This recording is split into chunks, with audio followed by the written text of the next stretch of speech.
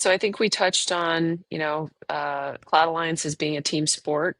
Cloud Alliances also being unique from a traditional channel or VAR. So I guess in your viewpoint, what are the three top things that everybody kind of gets right about implementing Cloud Alliances?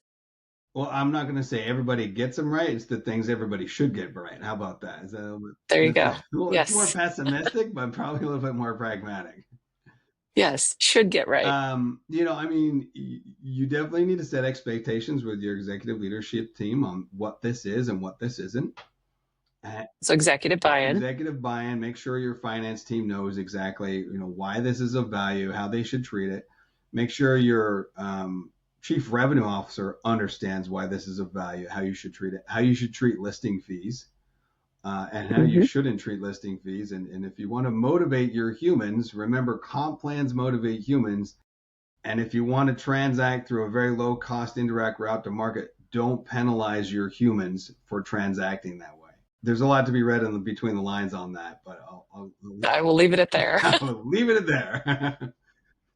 uh, and I think that's very important, right? And then building out a proper organization, right? We built out Hmm. an organization here where it's a global team, and it's structured in a way where the entire funnel is owned, by the cloud marketplace organization. So top of the funnel, the bottom of the funnel, doing the deal registrations, right? Whichever modem you use, AWS would call them ACE, right?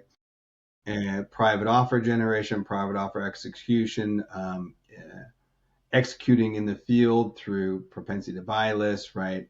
And then having field resources who go and work with your account managers, the AWS account managers, the partner account managers, and the channel resources, right? And having a real pragmatic structure and understanding how the money's going to come in and how to recognize it, right? That's the main thing, is getting money in easily, and making sure you recognize it. So have a good program, a good process. So back to executive buy-in, good program, a good process, and then taking it and creating awareness around it, right? Creating marketing campaigns, creating sales plays, reaching out to your VAR community, reaching out and doing, immersion days or whatever you want to do. That's an AWS term, but working with AWS so they understand, or Azure or GCP, so they understand your value to them, and understanding how you're going to sell. Right? Are you going to do fixed published pricing, public offers?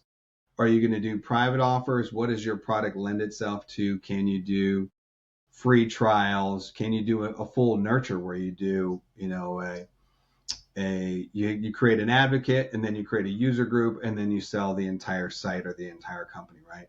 And there's a process to all that. Understanding what is akin to your product.